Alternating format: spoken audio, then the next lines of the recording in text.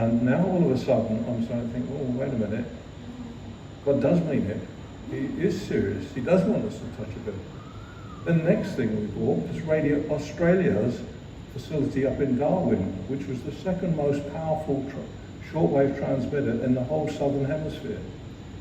It was up on the Cox Peninsula in Darwin, and there was 350 kilowatt transmitters up there, which covered Asia, Asia, India, China, all that area. And so we managed to buy that and bring that. There was a little bit of controversy with ABC, I think, was selling it to us. It was the ABC, wasn't it? Yeah. What was his name? Yeah, Donald McDonald.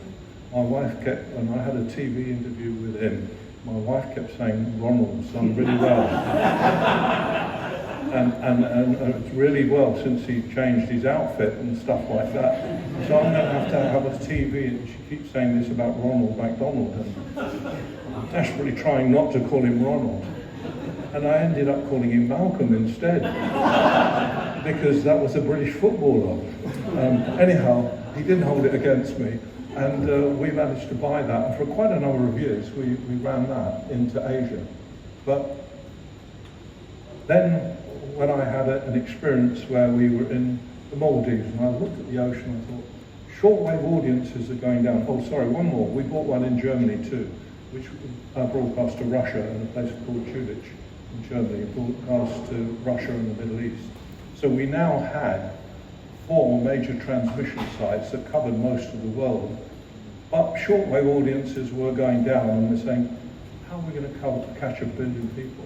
One of the things that happened was in Latin America, a lot of people, small radio stations, said, oh, we like your programming, do you mind if we rebroadcast it?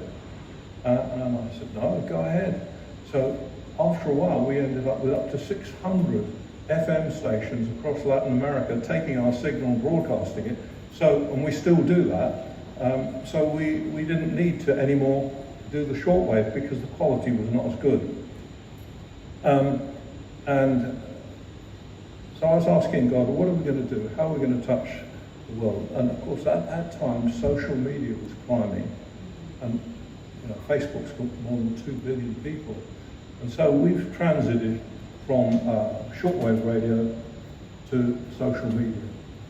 To give you a quick idea of what's been happening recently, in February of last year, January, February, we call it Introductions to Jesus. We talk about introducing somebody to Jesus. So in February last year, we were introducing 2 million people a month to Jesus. After the COVID came, it went to 1 million a day.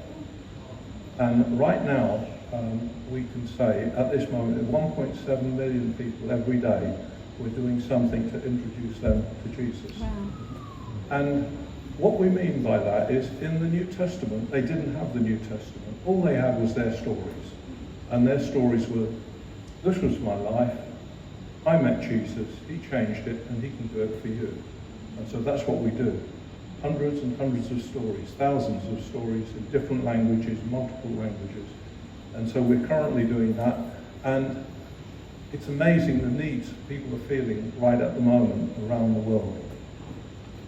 Another business, I'm dotting back and forth here, another business that we started